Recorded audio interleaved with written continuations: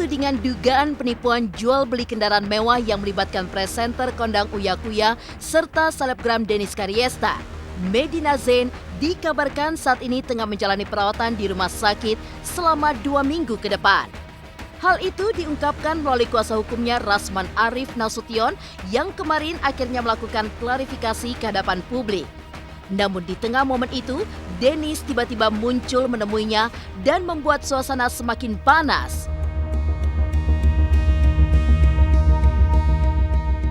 Lantas seperti apa kondisi Medina Zain dan sakit apakah ia sebenarnya? Lalu, apa pula alasan Dennis Karyesta tiba-tiba datang menemui Rasman di sela-sela konferensi persnya? Tidak hanya Uya Kuya dan Dennis Karyesta, diduga banyak pula orang yang telah menjadi korban aksi dugaan penipuan yang dilakukan Medina Zain. Lantas benarkah hal tersebut yang mendasari Dennis untuk membuat posko para korban? Dan bagaimana pula kebenaran mengenai pencatutan nama Raffi Ahmad yang diduga digunakan Medina untuk melancarkan aksinya? Medina yang dikenal mengidap penyakit bipolar disebut-sebut menggunakan kondisi tersebut untuk berlindung dari aksi dugaan penipuannya. Lantas benarkah jika memang ia terbukti sakit, akankah dirinya tidak dapat tersentuh hukum pidana meskipun terbukti melakukan tindakan dugaan penipuan? Pemirsa, bersama Intens Investigasi, kami hadirkan kabar terkini, terpercaya, dan teraktual. Tetapi sebelumnya, jangan lupa untuk like, subscribe, dan juga share channel YouTube ini.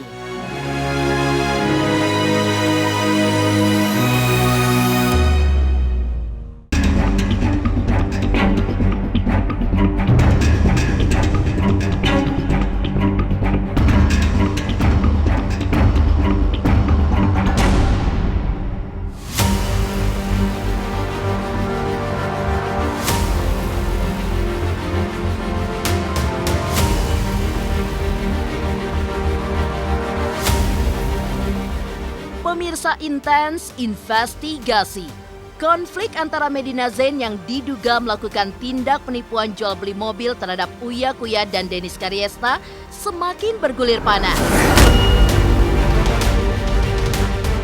Kemarin, kuasa hukum Medina Rasman Arif Nasution menggelar konferensi pers, berusaha menjelaskan duduk perkara yang terjadi hingga menuai kehebohan. Menurutnya, saat ini sang klien tengah dirawat di rumah sakit selama 14 hari sejak tanggal 7 Mei lalu, sehingga Rasman pun mewakilkannya berbicara ke hadapan publik terkait perihal dugaan penipuan yang dilakukan Medina dalam jual mobil kepada Uya dan juga Dennis. Ia pun tidak ingin terlalu cepat menyimpulkan. Pasalnya, sudah ada dana dikembalikan sebagian kepada Uya, bahkan telah lunas kepada Dennis, sehingga ada kemungkinan bahwa ini merupakan peristiwa pinjam-meminjam. Rasman pun meminta kepada Uya untuk berkepala dingin dan duduk bersama untuk membicarakan permasalahan yang terjadi sebenarnya. Lantas benarkah jika memang akan ada proses hukum? Hal itu masih harus menunggu hingga Medina sehat sepenuhnya. Terkait dengan Uya Kuya, tadi pagi saya lihat ada statement dari Uya Kuya dan Astrid. Uya Kuya adik saya, Astrid sahabat saya. Saya pun sering bertemu mereka di acara mereka dan bahkan saya pernah diundang ke rumahnya di apartemennya dengan Vicky Prasetyo. Saya melihat mungkin Uya Kuya ada yang mempori sehingga dia terbawa emosi. Padahal persoalan ini kan hanya 65 juta. Kalaupun ada pinjaman misalnya atau dipakai perjanjian mereka 100 juta. Lalu kemudian dibayar anak 35 juta. Sisa 65. Di situ mana ada tindak pidana? Kan sudah jatuh menjadi perdata. Apalagi di perjanjian awal itu pinjam meminjam. Tidak ada itu. Cuma inilah dia. Saya heran. Saya tidak masuk akal saya. Karena saya telepon Uya Kuya tidak masuk-masuk. Biasanya saya telepon masuk. Saya ingin bicara dengan dia. Karena itu lewat media ini saya berharap Saya berharap Uya bisa komunikasi. Saya berharap Uya bisa komunikasi.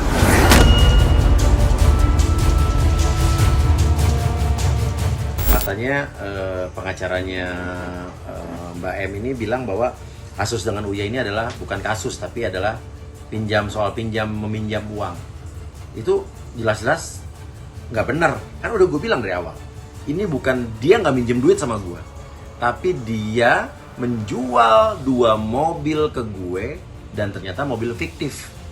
Gue disuruh buru-buru transfer DP, padahal mobilnya belum ada, tapi dibilang gue perlu banget ya mobil gue, surat-suratnya ada di gue semua, dijamin 1000%. Terus dia punya foto-foto surat-suratnya, gue kasih 100 juta DP, ternyata habis itu mobilnya nggak ada. Yang punya mobilnya itu juga udah ngaku bahwa itu mobil dia. Dia juga tahunya mobil itu mau dibeli sama Mbak M. Intinya adalah ini emang penipuan. Jual beli mobil, tidak ada pinjam meminjam. Jadi yang tadi Bang Rasman bilang, mohon maaf itu adalah salah. Karena saya ada buktinya semua. Dia pinter, dia nggak desak-desak ngeyakinin bahwa ini udah ada showroom lain mau, ini udah ada orang lain mau. Dia bisa ngasih foto BPKB-nya segala macam. Terus dia bilang dia biasa, makanya pinter lah, intinya dia pinter gitu. Sampai seorang Uya kena tipu, berarti dia pinter banget. Curiga pas udah mulai mobil itu nggak datang-datang. Namun secara mengejutkan, di tengah konferensi pers yang digelar Rasman, Dennis pun tiba-tiba muncul dan membuat kehebohan. Sang advokat pun merasa terkejut dan mempertanyakan perihal kedatangan Dennis ke tempat tersebut.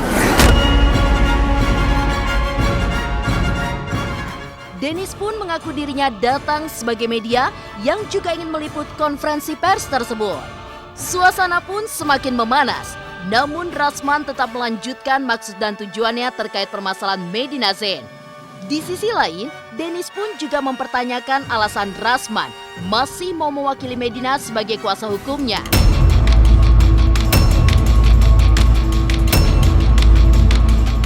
Kamu dalam rangka apa kemari? Dennis, kamu dalam rangka apa kemari? Saya sebagai wartawan, Pak. Kok wartawan? Iya, kan saya punya media. Ya sudah, kamu liput aja. Oke, boleh. Media dari mana? Saya datang sebagai wartawan, Bang. Iya, Bang. Boleh dong, Bang. Datang sebagai wartawan. Kalau saudara wartawan, saudara ngomong tadi wartawan kan? Saya ini 12 tahun wartawan. Tolong tunjukkan kartu pers saudara. Iya, Bang. Saya punya YouTube. Saya mau tanya, mana kartu pers saudara? Bang Rasman marah-marah. Loh. Iya. Kalau Anda tidak bisa buktikan, Anda melakukan kebohongan publik. Iya, Bang. Anda tidak bisa buktikan ya. Saya kesini cuma mau tanya secara langsung aja. Terus segitu, kenapa dia mau jadi lawyernya Medina? Karena menurut saya kan korbannya banyak. Mana ada saya undang dia. Justru kalian dengar tadi saya minta, lu kapan undang gua? Kan nggak ada. Dia datang sendiri ngaku wartawan. Tahu-tahu nggak ada. Kiranya saya ini wartawan. Ngerti saya. Jadi orang-orang seperti Dennis ini, nah ini yang saya juga curiga. Ini jangan-jangan pansos. Jangan-jangan. Dia ngaku pansos. Wah, saudara begitu gawat saya tuh. Kalau udah begitu ngaku, saya nggak bisa jawab apa-apa lagi. Dennis katanya datang ke press conference kasus Mbak M ini itu. Menurut gue sih sah-sah aja ya. Karena katanya Dennis dapat undangan ya. Tapi kalau gue tadi baru lihat YouTube-nya tadi di mana-mana, tetap tenang sih. Yang penting kan nggak ada keributan gitu kan. Dan pertanyaannya juga wajar-wajar aja. Tak hanya Uya dan Dennis Kariesta, diduga banyak pula orang yang telah menjadi korban aksi dugaan penipuan yang dilakukan Medina Zain. Lantas benarkah hal tersebut yang mendasari Dennis untuk membuat posko bagi para korban? Dan bagaimana pula kebenaran mengenai pencatatan nama Raffi Ahmad yang diduga digunakan Medina untuk melancarkan aksinya? Pemirsa Intens Investigasi, jangan lupa untuk like, subscribe, dan juga share channel YouTube ini. Hai, saya Citra Kirana. Jangan lupa saksikan terus Intens Investigasi yang tayang 3 kali sehari, Senin sampai dengan Sabtu. Jangan lupa untuk like, share, dan juga subscribe.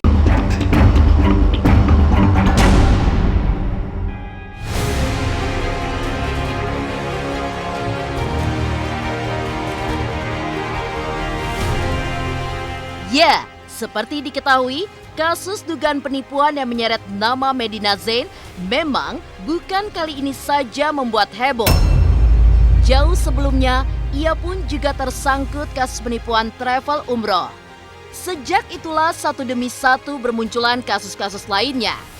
Mulai dari penjualan tas branded KW hingga yang terbaru soal jual beli mobil fiktif pada Uya dan Denis. Kenyataan itulah yang kemudian mendorong Denis Karyesta untuk membuat posko pengaduan bagi para korban-korban Medina.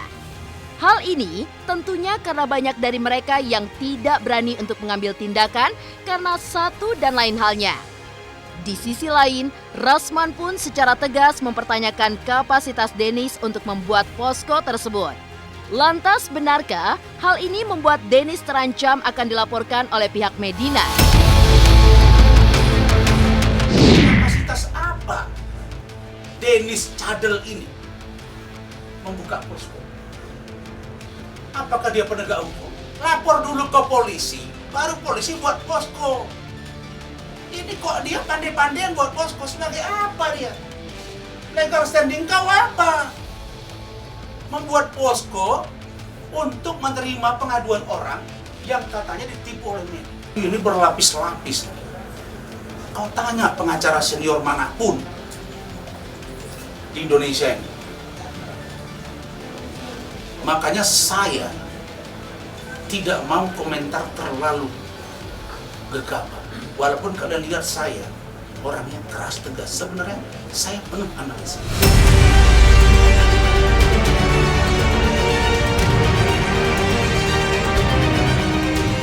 Banyak banget yang ngadu dan mereka itu orang-orang yang nggak berani speak up karena diancam-ancam sama nasibnya seperti saya, diancam-ancam gitu. Jadi saya merasa ya bikin aja sekalian, emang kenapa?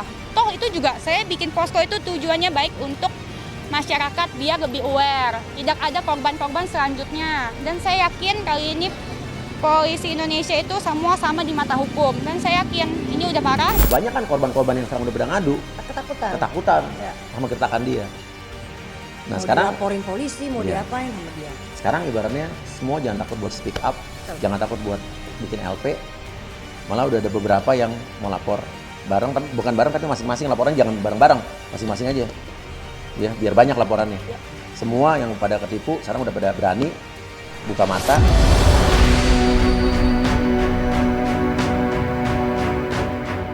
Selain pengakuan presenter kondang Uya Kuya dan Denis Karyesta yang merasa diperdaya dalam urusan jual beli mobil, secara mengejutkan, Medina juga disebut-sebut mencatut nama Raffi Ahmad untuk melakukan aksi dugaan penipuannya.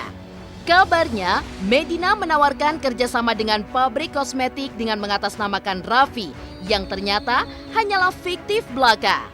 Lantas apa saja modus dugaan penipuan yang selama ini diduga telah dilakukan Medina? Dan bagaimana pula tanggapan pihak Medina terkait tudingan tersebut? Dari orang pabriknya itu kasih ke saya, buktinya gitu. Jadi banyak modusnya barang. Jadi dia bisa pintar sih, dia memprofiling targetnya itu sesuai dengan hobinya. Iya. Uya-uya mobil, tawarin mobil. Dokter-dokter kecantikan kena alat-alat kecantikan. Orang-orang yang suka tas.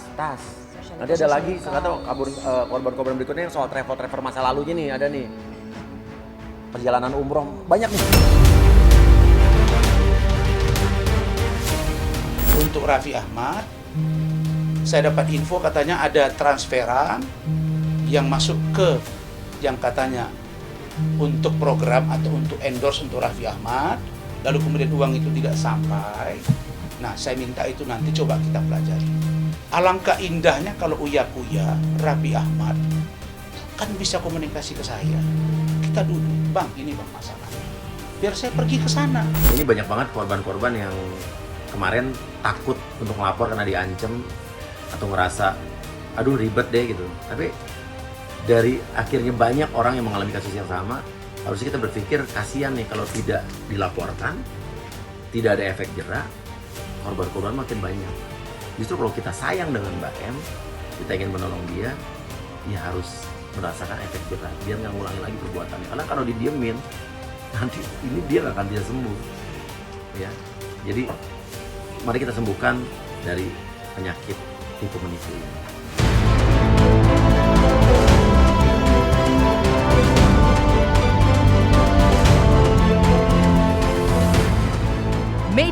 dikenal mengidap penyakit bipolar disebut-sebut menggunakan kondisi tersebut untuk berlindung dari aksi dugaan penipuannya.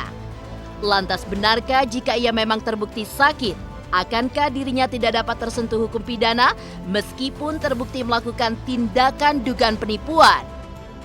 Pemirsa Intens Investigasi, jangan lupa untuk like, subscribe, dan juga share channel YouTube ini. Halo, saya Chico Jericho. Saksikan terus Intens Investigasi yang tayang 3 kali sehari, Senin sampai Sabtu. Jangan lupa like, share, dan subscribe.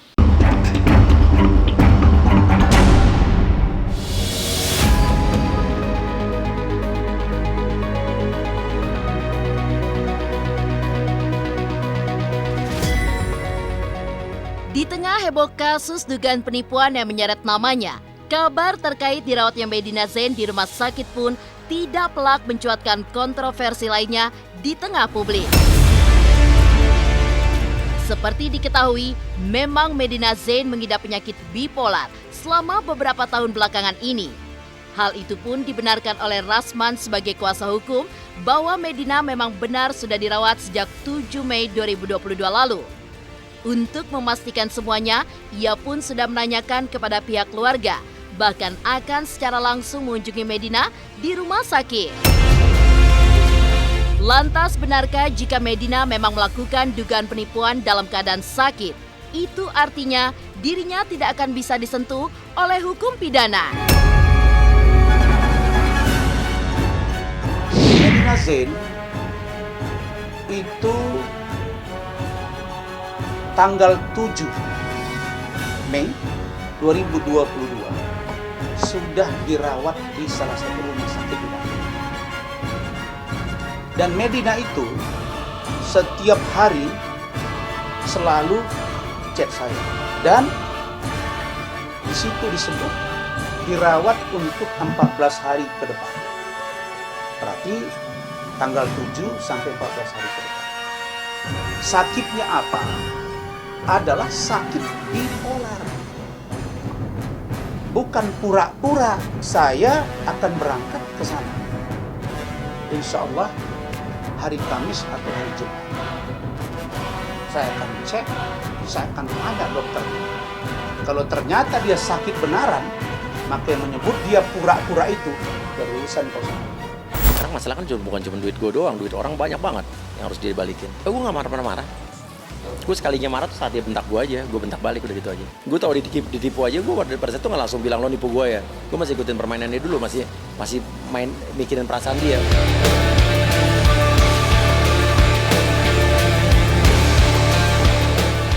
Di sisi lain, Dennis yang mendatangi Rasman di sela-sela konferensi persnya kemarin juga mempertanyakan soal sakit yang diderita oleh kliennya. Dan meskipun memang Medina Zain menderita bipolar, bukan menjadi alasan untuk melakukan dugaan tindakan penipuan. Di momen itu pula, Dennis bertanya kepada Rasman terkait hukuman bagi orang yang memberikan bukti transfer palsu, seolah menyindir Medina yang sempat ia tuding melakukan hal tersebut.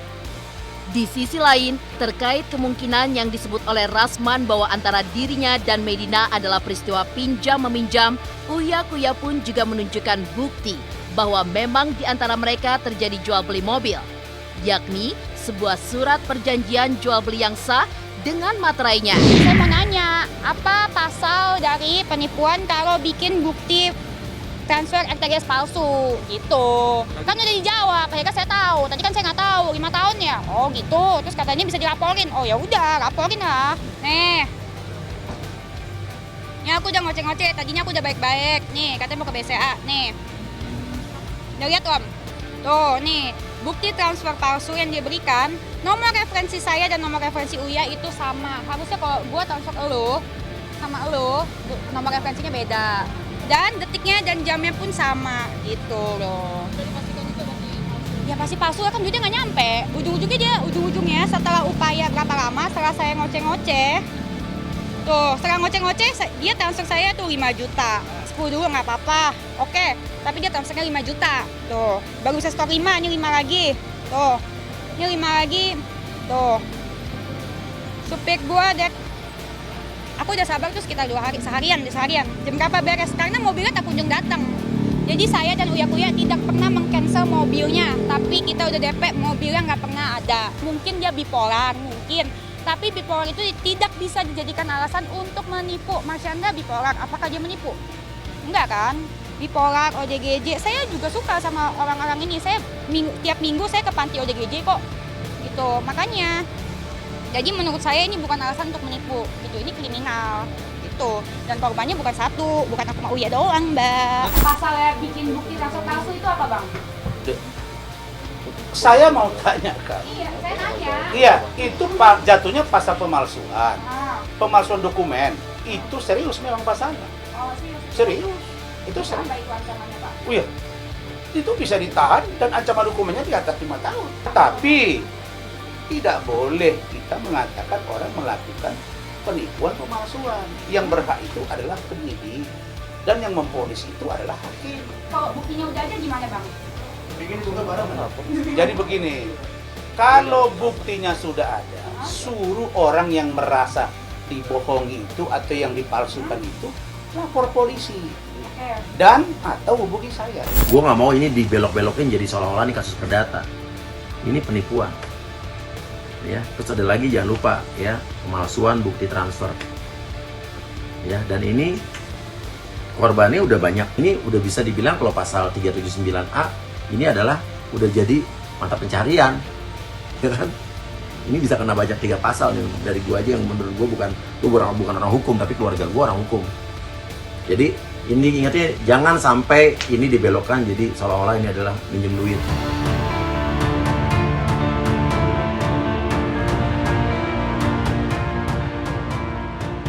Demikian pemirsa, kabar terkini, terpercaya, dan teraktual yang kami hadirkan hari ini. Saksikan terus Intens Investigasi setiap hari Senin sampai dengan Sabtu, tayang 3 kali sehari, yaitu pada pukul 11 siang, 3 sore, dan 7 malam hanya di YouTube channel. Dan pastikan jangan lupa untuk like, subscribe, share, dan juga komen channel Intens Investigasi.